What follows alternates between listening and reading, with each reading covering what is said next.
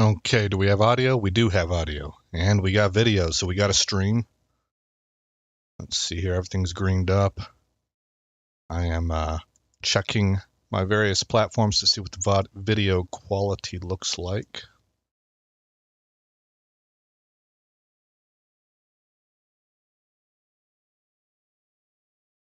Okay, Restream is looking good.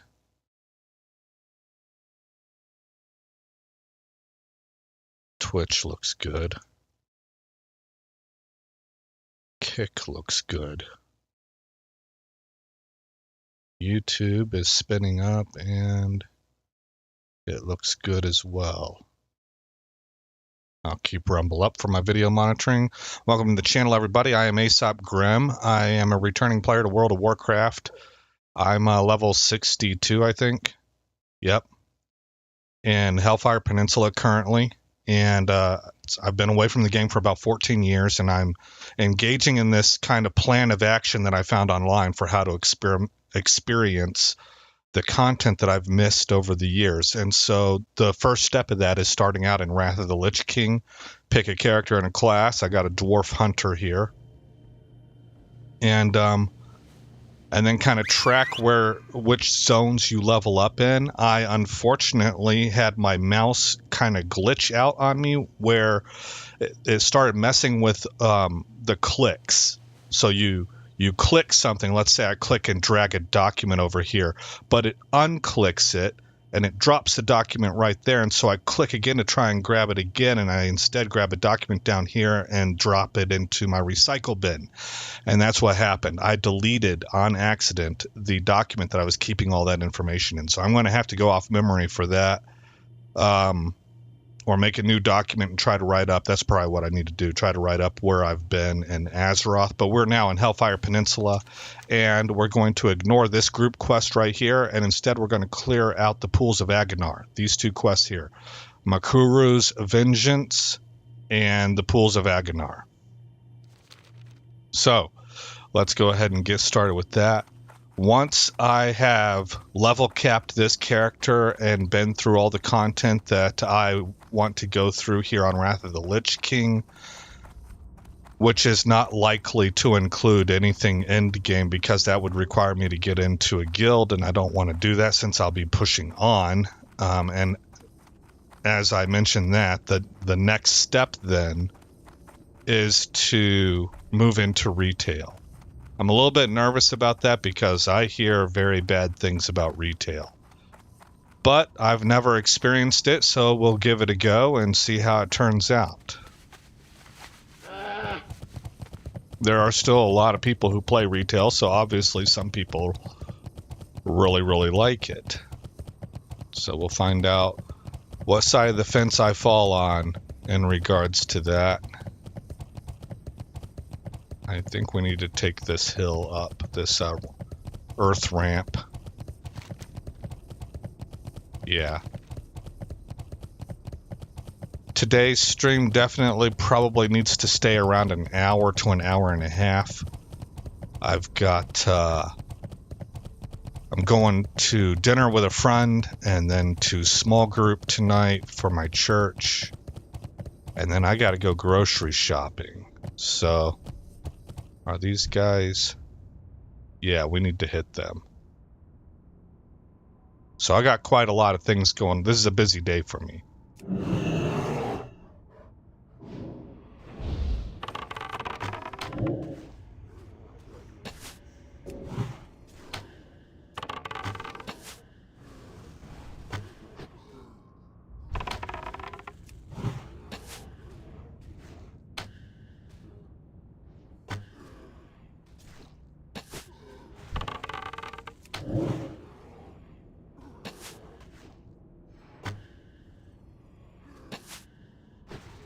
Hey, not bad. Oh, this guy we missed.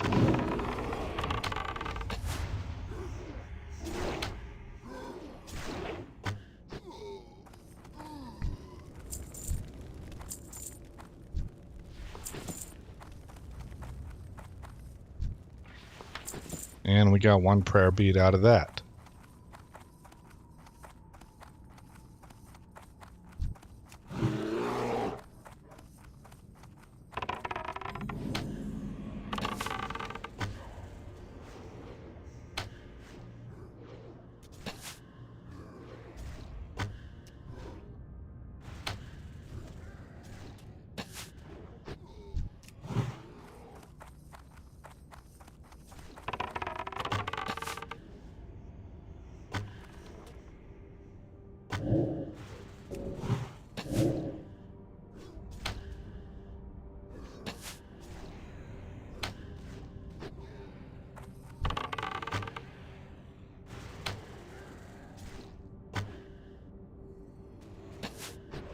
Nice.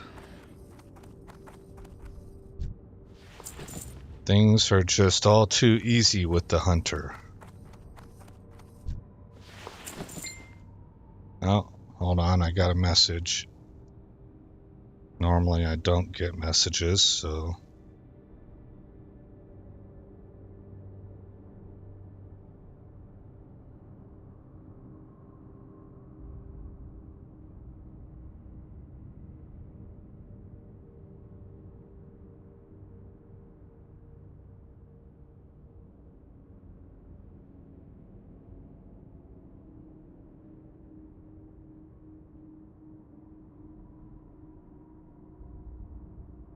Okay.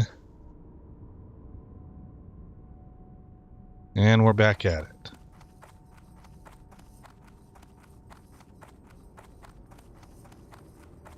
Boom, boom, boom. Sorry to go a little bit crazy with the mouse there. I do have a new mouse. It's a vertical mouse. I got it for, what do you call that?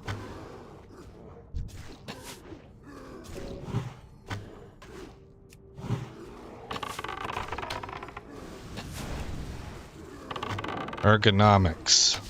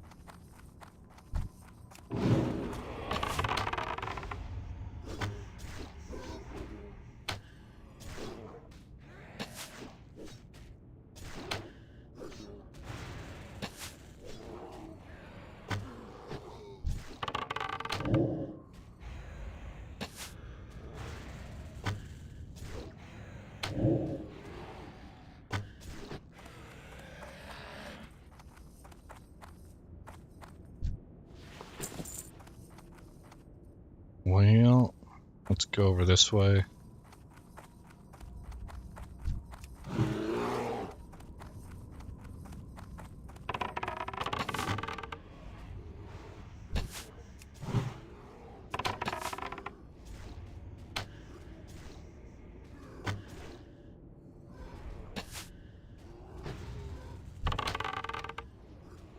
Man, 593 point auto shot crit.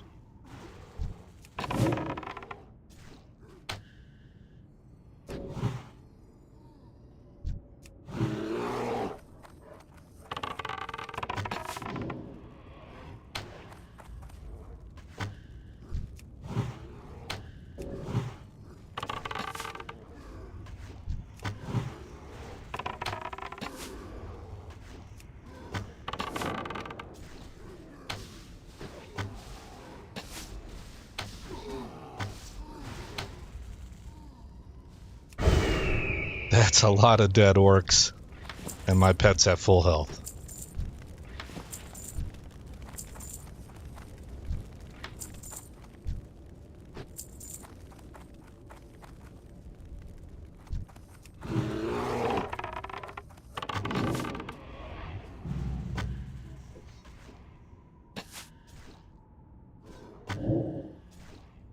Oh, I'm still on Hawk. I meant to switch over to Viper.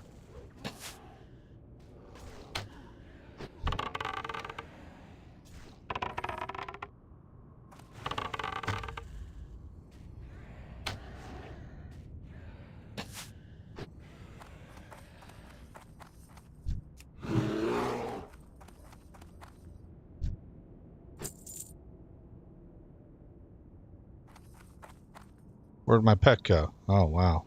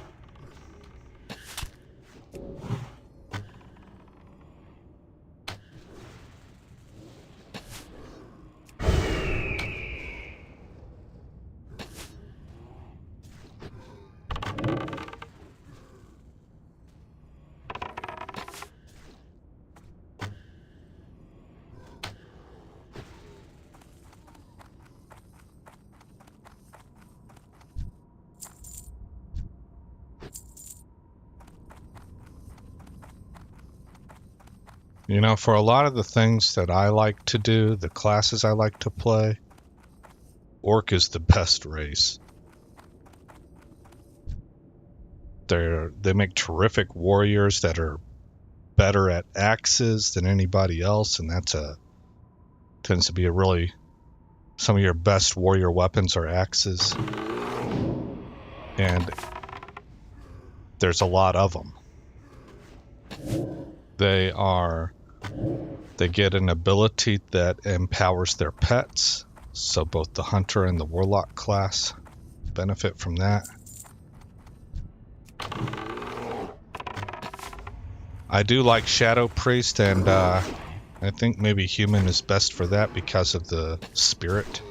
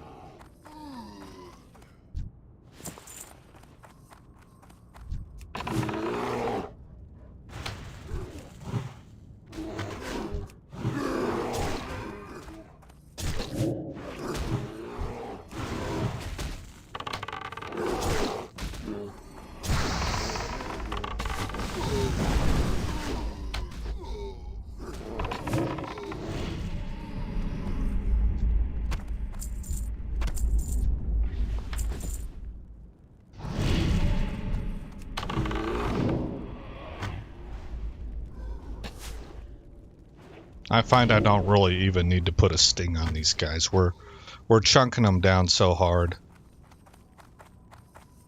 I mean, I don't think this is actually accurate, but it feels like I'm taking about a third of their health with every hit. That's with auto shot. I don't think it's actually a third. Yeah, it's not anywhere near a third, but we get a lot of crits. Those crits do quite a lot of damage.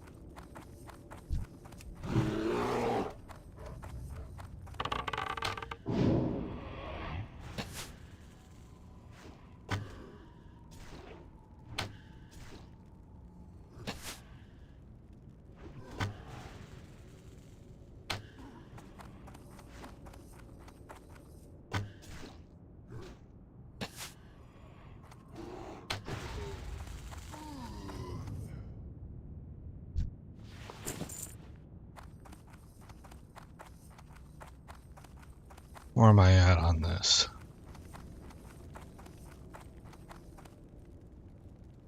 Six of 10.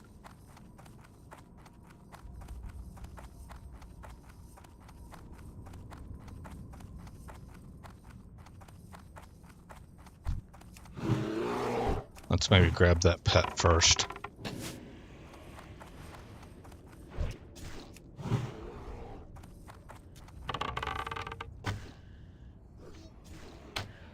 Look, these two are fighting.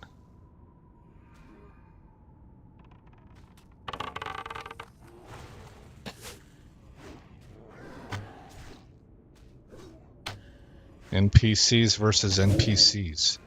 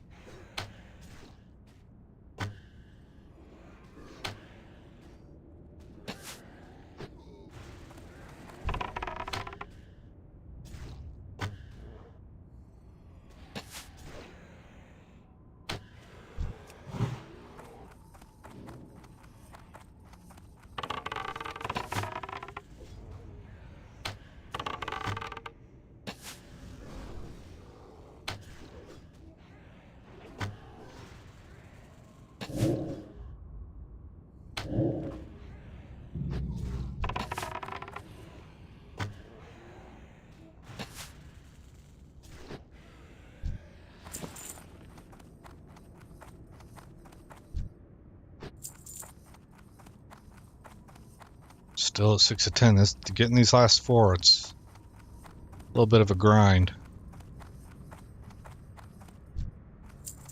Let's see if this camp over here respawned. There's a group of about 5 of them, I think.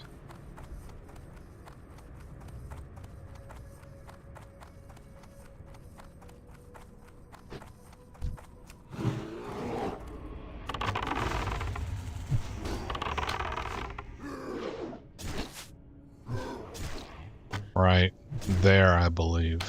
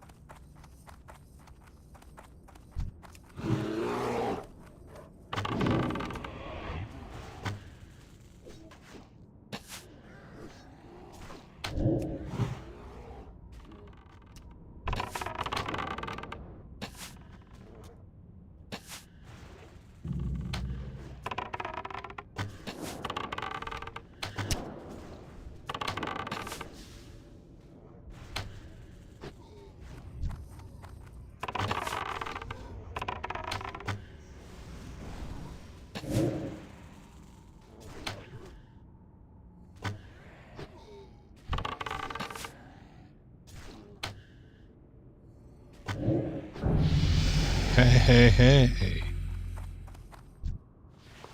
We got a ding last video also. So the XP must be pretty good.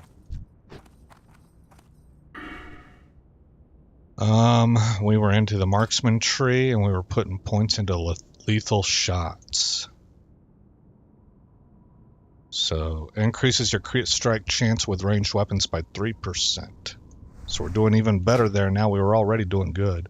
We're at 11.52%.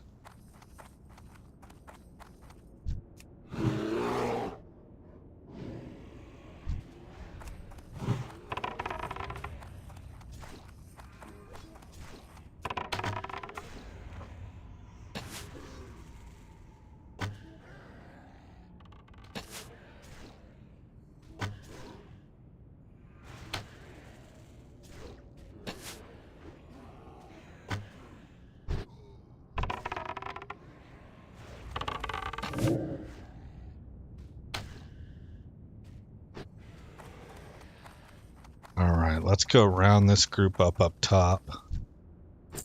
There should be several of them.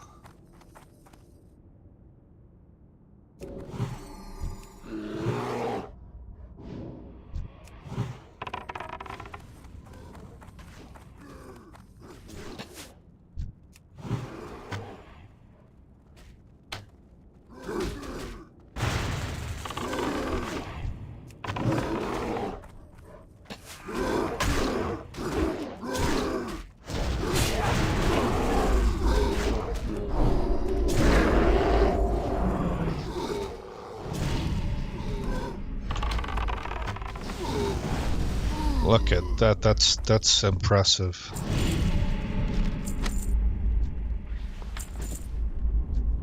I don't even know how many guys we killed. 1, 2, 3, 4, I think maybe 5, 6, 7. It was 6 or 7.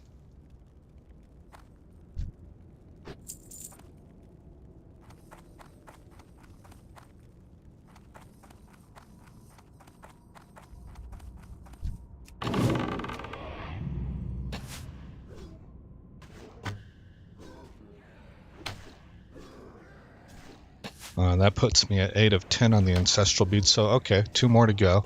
Hey Wasim, what's up, bud? Thanks for the grats. Sorry the Super Bowl didn't go well for you, man. I felt like your team played well enough to win. That's a lot better than getting dusted, you know, or beating yourselves. I mean, obviously there's going to be some plays you wish you had back, but overall I thought your team played well enough to win that game. You were just up against an alien of a quarterback.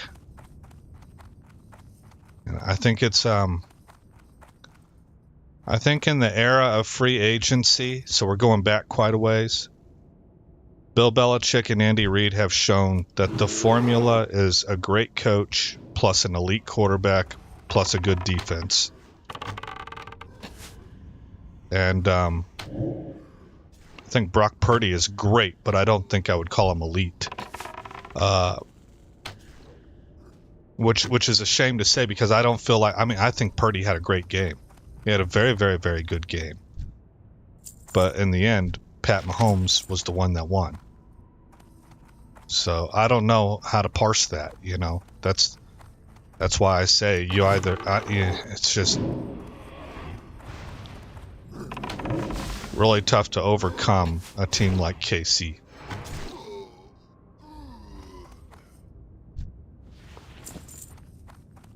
You know, and that team looked vulnerable throughout the season. They really did, but they put it together over the course of the season and turned it on at the right time.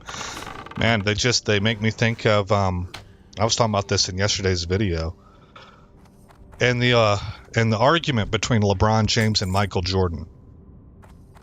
One of the things I have seen brought up in the pro-Jordan argument, which that's where I'm at. I think Michael Jordan is 10 times the player LeBron is.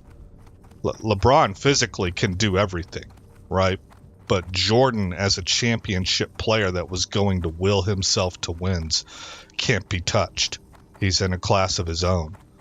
And one of the arguments that I saw made for that is that if you look at LeBron James and the era that he played in and what the rules were and the competition that he had, and you compare that to the Michael Jordan era Bulls, when you look at all of the teams that existed at the time that Jordan played, you've got an uncanny amount of teams that had 80 wins. I think that was the number. Whatever the number was, it was a large amount of wins that indicate that the franchise was a very good franchise and had a lot of success and was a very good team and a hard out over a certain period of years. And Jordan had to run through that gauntlet every year through the East Finals, and then he had to beat really good teams in the championships. And that's what KC makes me think of. They make me think of the Jordan-led Bulls, where they're going up against some really, really great teams that would be Super Bowl winners in other years, and they're just proving out to be a little bit better.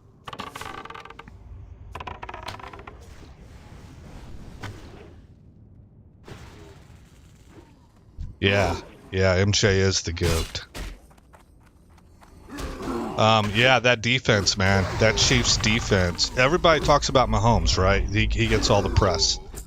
And I think deservedly so. You look at that receiver core, it's not anywhere close to what San Fran's receiver core is. Mahomes is elevating those guys a lot. Outside Travis Kelce, you know, and you guys got George Kittle. So, I mean, I would say Kelsey's probably good, but you know what? We would have to reverse them to know that for sure. I didn't say that right. I would say Kelsey is probably better, but we would have to put them on the opposite teams and test that to know for sure. Kittle's very, very good, so I'm willing to call that a scratch. But outside that, at the actual receiver position, San Fran's much better than KC is. But Pat Mahomes, you know. But all that said, that KC defense, there were multiple times during the game I thought for sure, oh, Shanahan's got them. He's gonna run this ball down their throat. Their defense is tired, and he's about to break them now. And somehow, some way, that KC defense kept coming up with whatever they had to pull out of the pit of their stomachs to be able to hold the day and get San Fran off the field. And I don't know how they did it, man. They were broken. They were exhausted. But I was watching what I call the attrition stats. When I watch football games, Wasim, I look at plays run. I look at rushing yardage. Sometimes I look at yards per carry as well. So the amount of plays run, I take how many possessions each team has had into account. I look at time of possession. That's like my key stat. So time of possession plus plays run are the big things. There's a few other stats I look at too, but those two are the most important. And San Fran was destroying KC in what I call these attrition stats. But then Kansas City kind of weathered their storm. They had a sideline crisis. I've had some people argue against me on this. I do not believe that Travis Kelce getting physical with Andy Reid was a good look. I think that was very poor. I think not so much for etiquette reasons, although that's a part of it. I think it does reflect on character, but more so because whenever you're in the storm and you need your team to pull together, and you're a team leader, no matter what the intent is within yourself or how you actually feel or what the reality is, the perception of panic, fear, out of control of oneself, it spreads like wildfire. You're supposed to keep it together and keep things calm for the other guys. And there's ways that you can be intense and you can get a coach's attention, but to get physical like that, I think. So basically, screaming at the coach, that's okay. It's not something I would do, but I wouldn't blast somebody for it. But getting physical with the coach is where I think you crossed a line. And it shows to me that you are not out of control, that you are not in control in a game that is dependent upon controlled aggression. But KC had their storm on the sideline, their panic, they weathered it, and once they weathered it and Andy Reid made adjustments, and I'm not good enough in my football knowledge to know what kinds of adjustments he made. I just know it's got to be somewhere along the lines of some play calling, maybe get the ball out faster, as well as blocking. Are these guys I want to go after? Yes. But when they made adjustments, they slowly but surely started to creep back on those attrition stats. And by the second half, they pulled even. By the end of the game, they were ahead. And so what that actually shows me, unfortunately for you guys, is that you came out with a guillotine haymaker in the first quarter, and you needed to put more points on the board because you buried them. But then it was all KC after that. Even though it didn't look like it on the field, the stats say it was all KC. Because for them to climb back from that kind of a pit in the attrition stats means they were controlling the ball, they were possessing the ball, they were running the plays. A lot more than you guys were in order to catch up and eventually surpass you. So, man, it was a great game though.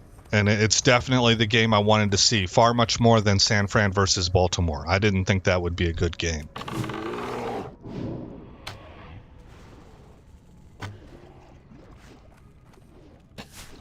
But where do you go from here?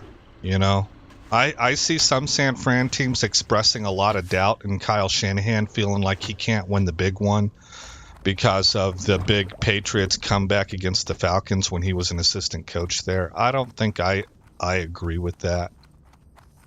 I think he coached a very good game. I think San Francisco played really well. They just simply got out chess matched.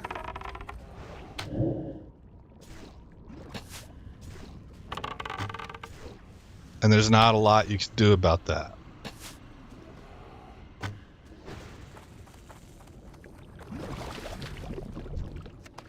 This stuff looks like it's unhealthy for us.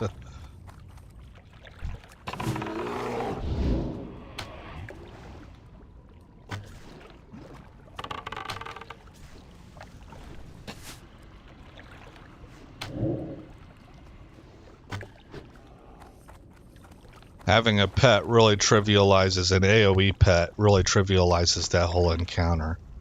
He destroys all the ads. Alright, well, we got both of the quests that I set out to do today.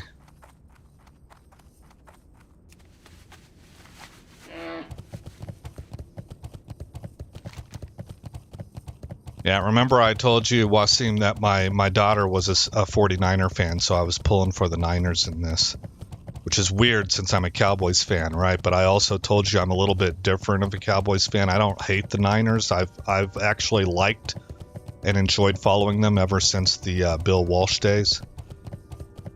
And I remember before the game, I called her up and I asked her, what do you think?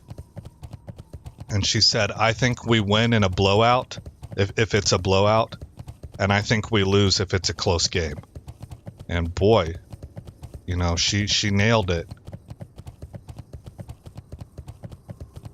And I remember telling her this matchup is because she's young enough that she doesn't remember those Bill Walsh and Joe Montana days. And I remember telling her, this matchup is really interesting because you have the San Francisco 49ers with Kyle Shanahan and his system, which is really becoming the trend in the NFL from his dad, Mike Shanahan.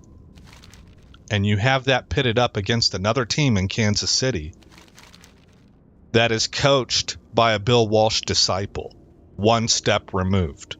Andy Reid learned under Mike Holmgren. Mike Holmgren, as I understand it, was an offensive line and then offensive coordinator coach under Bill Walsh. Let's see which one I'm going to take here. Main hand. No. Do I want this one? I like that crit strike rating and attack power. I think maybe I'll just sell the sword. And so I told her, this Kansas City team looks the most like the old Joe Montana, Roger Craig, Jerry Rice 49ers of any team I've seen since the old Joe Montana, Roger Craig, Jerry Rice 49ers. They look like them. The Legion's end draws near. Dionys Akka. What exactly were we supposed to do there? Speak to Amon the Wise at Temple of Telhamat.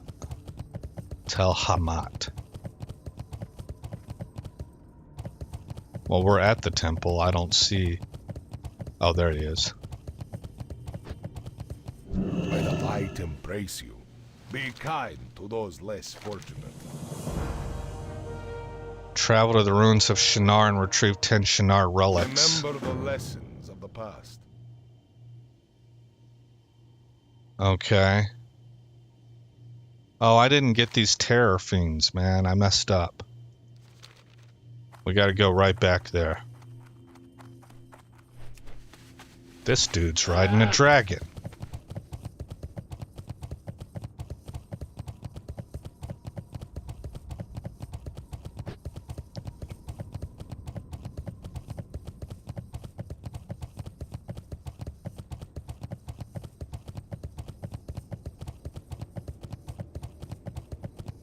Alright, I had to mute Mike there for a second, clear my throat. I almost ran into a whole pack of vultures.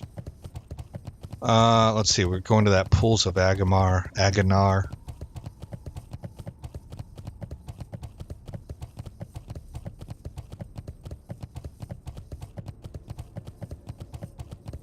Yeah, it kind of makes me think, you know, whenever I was saying earlier about sometimes you've done everything that you need to do to win. It's not necessarily your fault. You just got edged out by a team that is kind of transcendent and a little bit better because of some rare combinations of talent, like that great coach, elite quarterback, good defense kind of idea. And it made me think of the 49ers win over the Bengals all those years ago. That Bengals team was terrific. They were great. They were good enough to be a Super Bowl champion. Boomer Esiason and Ickey Woods, they had a good defense, even a great one maybe, you know. But San Fran was just a little bit better, and they had a system in place that was still rather unstoppable in the NFL. It took years to figure that thing out.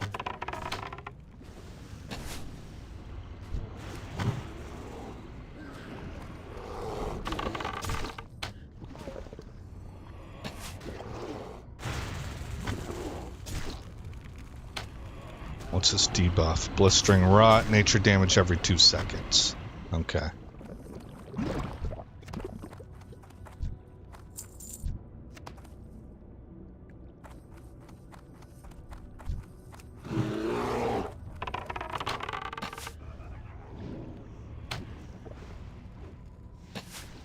Wait for that aggro.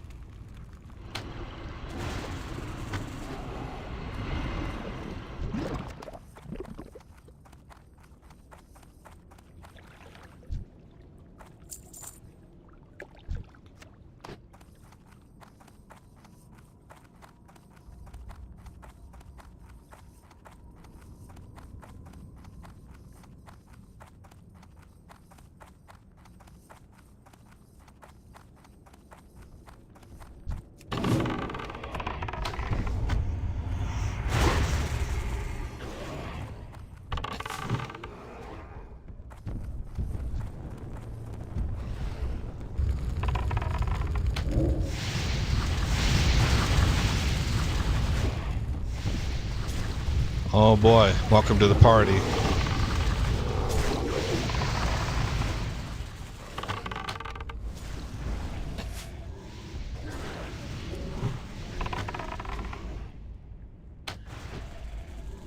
I thought we aggroed these guys here too.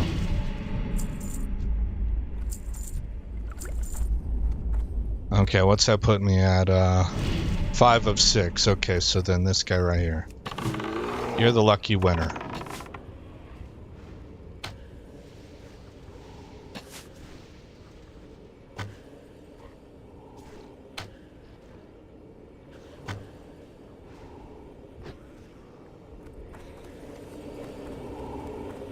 Okay, where's this Pools of Shinar thing? Let's pull up the map here. I'm skipping this one. That's a group quest. Right here is where we want to go. I need 10 relics. Oh, I remember that quest. Yeah. Before, whenever I was following my quest guide back in the day, before it really kind of just condensed down to rested XP, there used to be all kinds of quest guides out there. They were all free.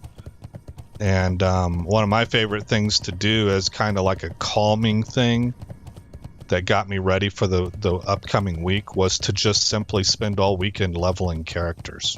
So I would just follow these quest guides and level up as fast and as efficiently as I could. And so there was another quest I did last video out at this same area. But those guides would let you know, hey, hold off on that, don't do it yet, because you're going to pick up this quest, and you can do both of them in the same area at the same time. And it's like getting double XP. So they should be little vases on the ground that we have to loot. We're going to have to get 10 of them.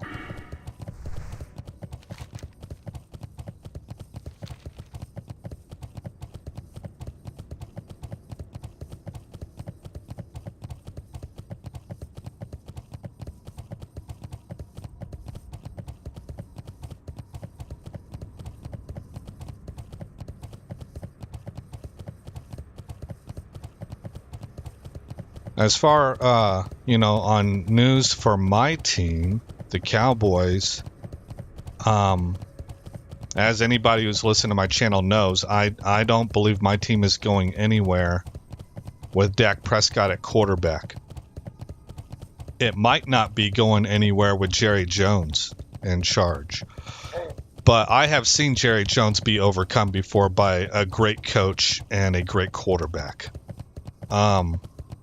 So my stance has always been you can't really properly evaluate anything let me start out by saying it's a 2-point philosophy. Number one, you ain't getting rid of Jerry Jones. So then what do? Throw your hands up and just wait until he sells the team or passes away, because even if he passes away, whenever it's the Jones family. They don't operate things correctly, in my opinion. So that's not really something I'm interested in doing. I don't want to just throw my hands up and just give up on ever watching Cowboys football again until this situation is rectified. I don't think that's likely to happen in my lifetime. So then the second thing would be, okay, well then how can you fix things on the field? Let's separate the problems in Dallas into on the field and in the front office, and there's nothing I can do about in the front office or even really hope for, because it's ownership, right? It's not just the GM, it's the owner. So on the field, my belief then, this is part 2, is that you cannot even begin to properly evaluate what's right and what's broken until you have a quarterback in place that can execute the game plan consistently, even when the competition goes up. Somebody to me like Brock Purdy. Brock Purdy is not the perfect quarterback, but he's really good at what the NFL needs you to be good at. He's good at those things first, and the other things are secondary to that. And so he gives them a real chance. And his game doesn't fall off a cliff when facing good competition. He just faced maybe one of the better defensive performances I've seen in the Super Bowl in a while, and he had a good game, in my opinion.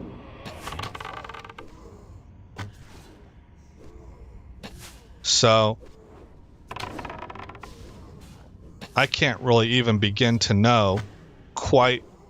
I can maybe guess at some of the things that are busted in Dallas, but it's hard to say for sure exactly how busted or, how busted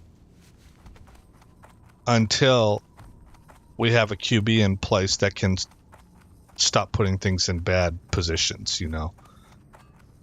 But one of the good things I think is happening is getting Mike Zimmer.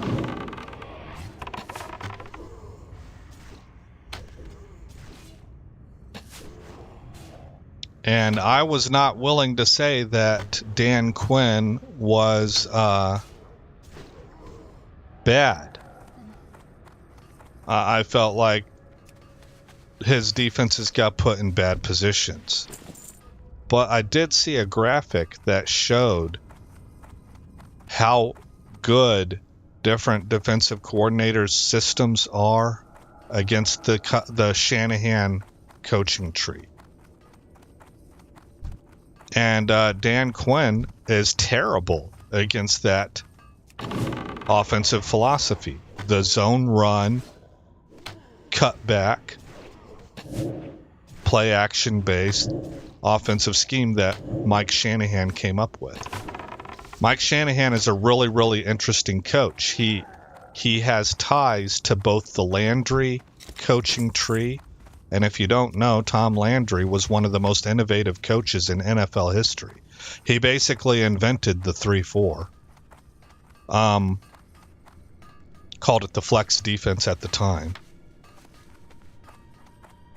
And Shanahan was also under the Bill Walsh coaching tree, so he was able to combine some different ideas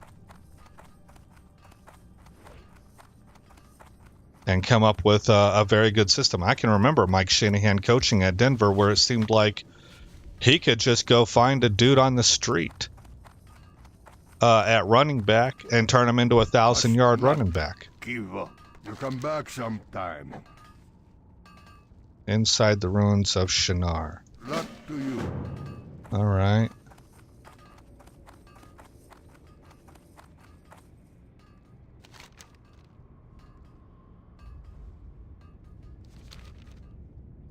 Well,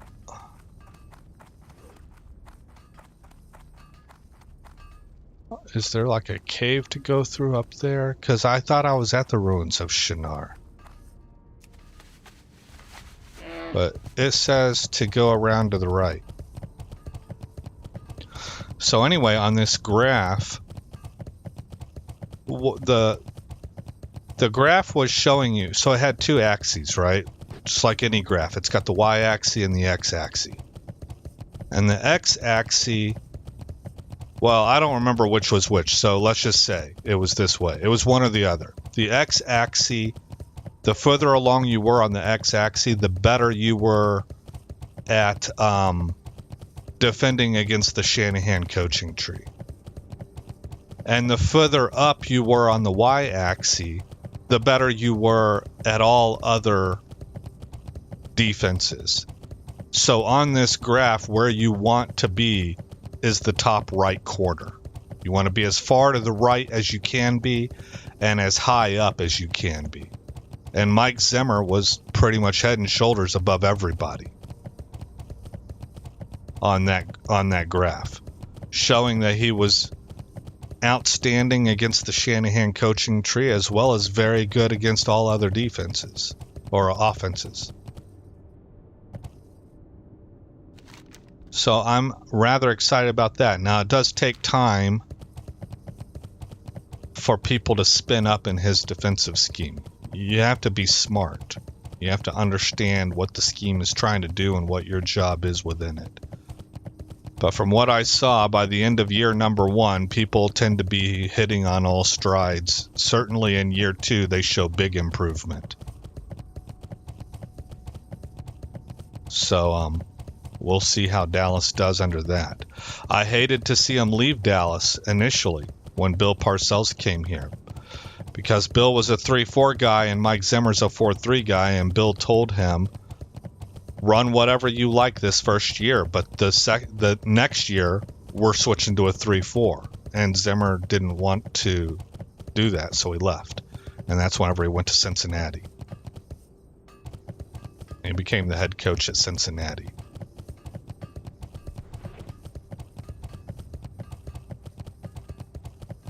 Oh, there.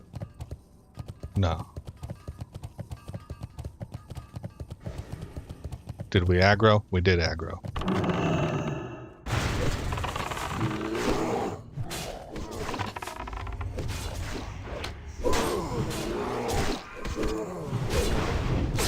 Trying to get this guy right here. I don't want to kill these dudes. They're being mind controlled.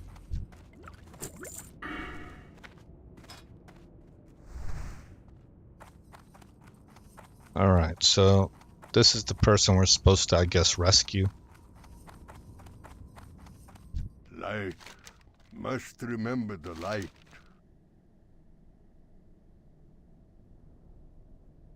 See you. Shinar key from a nearby hut. Go on then. Alright.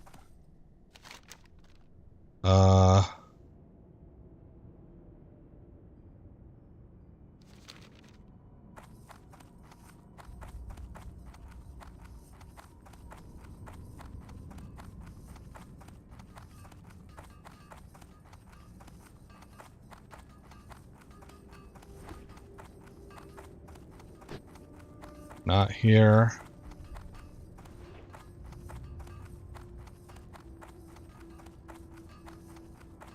Where's that elite at? Here we go.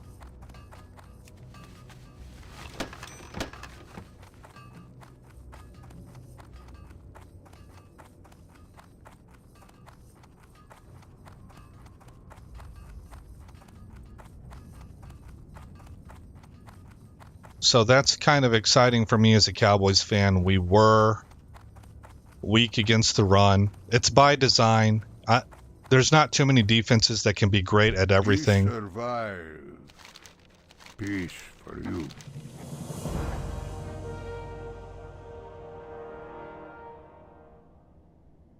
So long. And so Quinn's system is based off of try to control the run and dominate against the pass. Well, I'm not too much against that. It's a passing league, right? And I personally enjoyed watching the Seahawks Legion of Boom defense. I liked it. But Zemmer's philosophy is going to add some bigger guys into the middle at defensive tackle, which I think we absolutely need. I kind of think I might be able to kill this guy. Let's try it.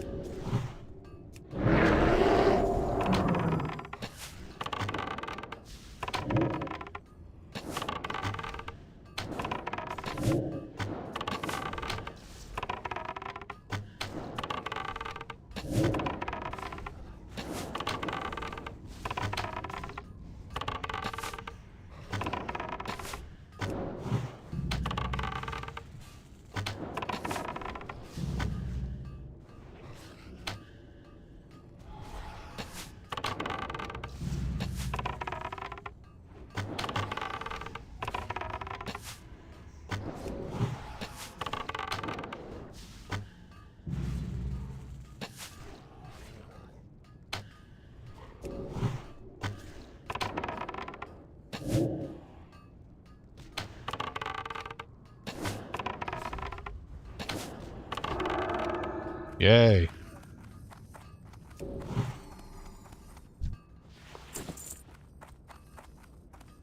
Okay, so we gotta free some particular people.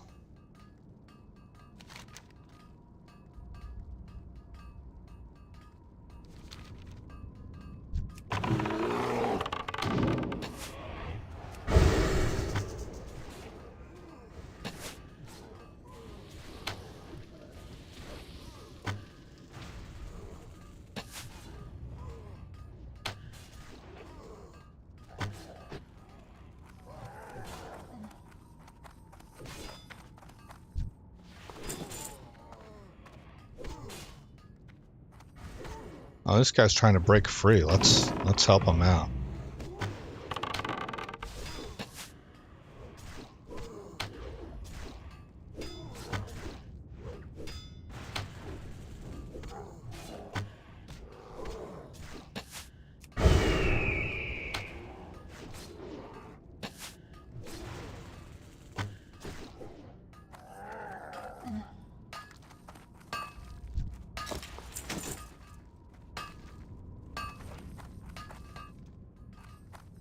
So that, anyway, the defense, that seems to be what I call Dacolites. I actually coined that term.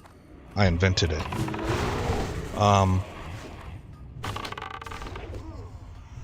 That's their excuse. That's what they're leaning on right now.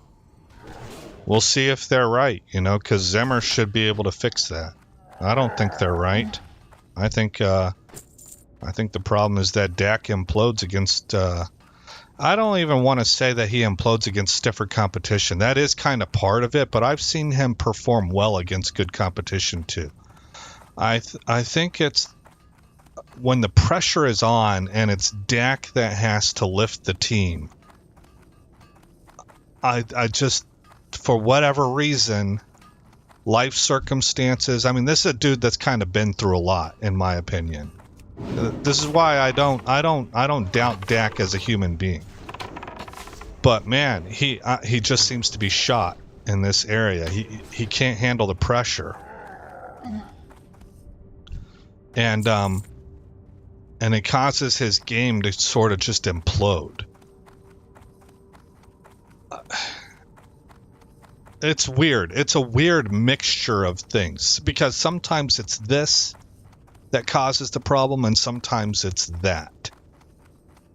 Because as I say that, I've also seen Dak be very resilient in the face of pressure. So it's just kind of a little bit all over the place. But there are rumors, and I've been saying this for years, but there are now rumors leaking out of the locker room from what I've heard, that Dak panics when his first read is not open. Well, that goes back to one of the fundamental things that I've been saying since 2016. It's actually detailed, I believe, if I remember correctly, in his scouting report. He doesn't see the field well. What do you need, stranger? Roma, hect corta. He doesn't go through read progressions well.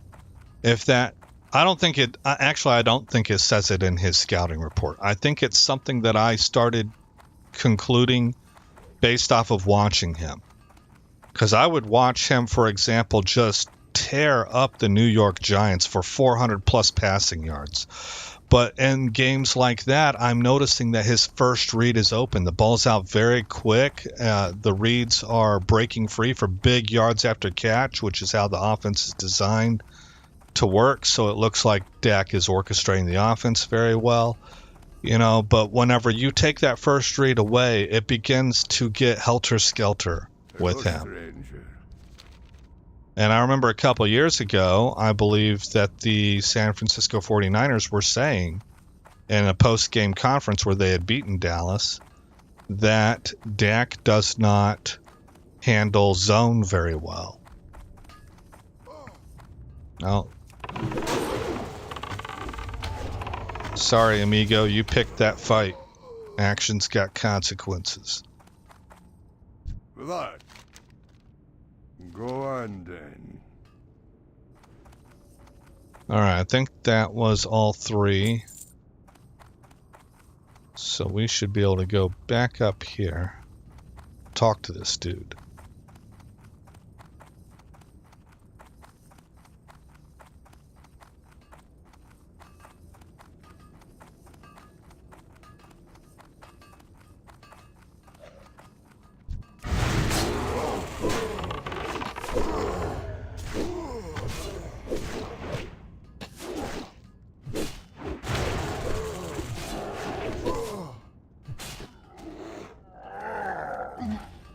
So I actually think it's a combination. You need two things happening to short circuit Dak. If you have to play zone defense, and you have to be a good or better defense. I think maybe even average. I think maybe I'm leaning more towards average or better. If you're a bad defense, it doesn't matter what you play, he's going to beat you. He's going to tear you up.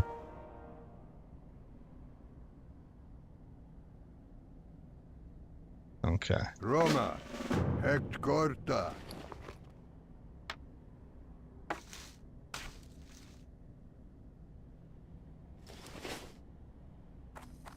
So if you're those two things, if you're an average to, there we go, above average. Let's say that. Let's say that the tiers are bad. Well, let's say they are terrible, bad, below average, average, above average, good, elite. Right? That's the tiers of defense. If you are above average or better, and you play zone defense, you're probably going to beat Dak. And then maybe more broadly, if you are an above average defense or better, and you consistently take Dak's first read away, you're going to beat him. His game's going to fall off a cliff.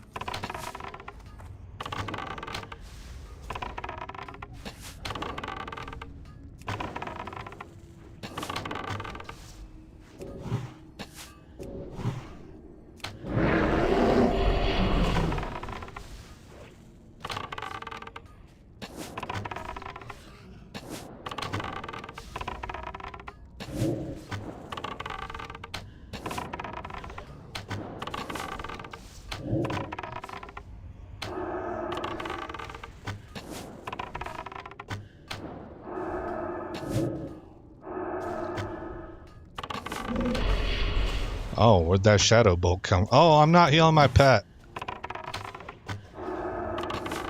How come this isn't working? There we go.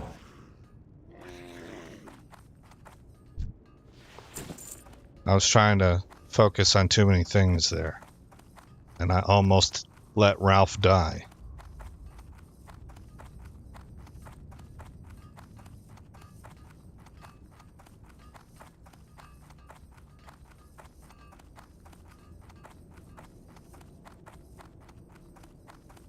So I don't know. We'll see what happens with Dallas on the field. I'm one of those people that thinks that if you can have everything else go right, Dak can win a Super Bowl. But we're talking like 2,000 Ravens, sort of everything right. And even then, man, the 2,000 Ravens, everybody brings that up for the team, the kind of team that you want to have if your quarterback's not elite. But Trent Dilfer, he had some real shortcomings when it came to physical abilities like arm strength. But that guy, he was smart and he could throw with anticipation and he understood what the defenses were trying to do. So he was able to overcome a lot of his limitations. Dak does not have an ounce of anticipation. Now, McCarthy's offensive system seems to have fixed a lot of that. So, I don't know. We'll see. Maybe all we need is for the defense to win more often for us. I just think that we're inverted on the pay schedule there. We're paying Dak too much for that to be the case. So anyway, it's a bad situation in Dallas, but Mike Zimmer at least moves us closer to where I think we need to be fixed. Also, on top of that, to me, it's like perfect timing because Zimmer's defense is going to take a couple years before it's hitting on all strides. It'll take 1 year before it's operating at a very high level. And I think 2 years before it's hitting on all strides. Plus, we have personnel that we need to draft. We're hurting at linebacker. I'm anticipating, actually, we'll find out, but I'm anticipating that Micah Parsons is moved to linebacker. Which, when it comes to the longevity of his career, I think is the right move. That dude is able to play defensive end very well. But I think it would make for a short career. He's a little bit too small, but he's perfect size for a double A gap blitzing linebacker. Because Zimmer likes to have linebackers that are on a bigger size, and then he's got all the speed in the world. So, we got to beef up in the middle a little bit. We do already have Mozzie Smith. Hopefully, in year 2 he can do better. So we have pieces in place, but it may take a little while to get all of the pieces that Zimmer wants, either through free agency or through the draft. And that's how long we've got to sit here and just sit through Dak's contract. So the timing is not bad at all. Blessings upon you. Good health, long life. Blessings upon you, family. Do not lose faith. Favor the road traveled by few. Okay, so this is where I'm probably gonna call it a day. Vision granted and Aggonnar's presence cleansed. This is what we'll go for in the next episode. And if that ends all the quest chains here, then we'll be moving on to Shatter Point and then probably moving into this zone right here, Zenger Marsh. So we should see some of that at least unfold in the next episode. But again, I'm Aesop Grimm. Thank you to everybody who came by, posted comments. Thank you, Wasim. I hope you guys enjoyed this episode. As always, and I mean it, I am sincere about this. I'm not a dishonest person. I don't really tend to have a filter. What I say is what I mean, and a lot of times if it enters my head, it comes out my mouth. And so whenever I say, more importantly, I hope all is well in your neck of the woods, I really do mean that. And it doesn't matter if we have disagreements on important things or not. I think all humans out there have an uphill battle, not to get overtly political, but I have heard it described that the divide used to be between left and right. It is not that anymore.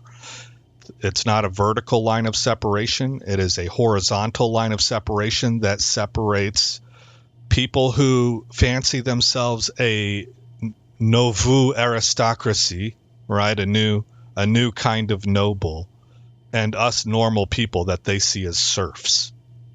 That's the new line of separation. And for those of you out there that are getting gamed and getting held down and your lives are going horribly and oppression is happening everywhere and they want to lock you up in a 5x4 room, or whatever it is, I'm with you, even if we have disagreements on other areas. So with all that said, peace and love to you guys, and I will see you mañana.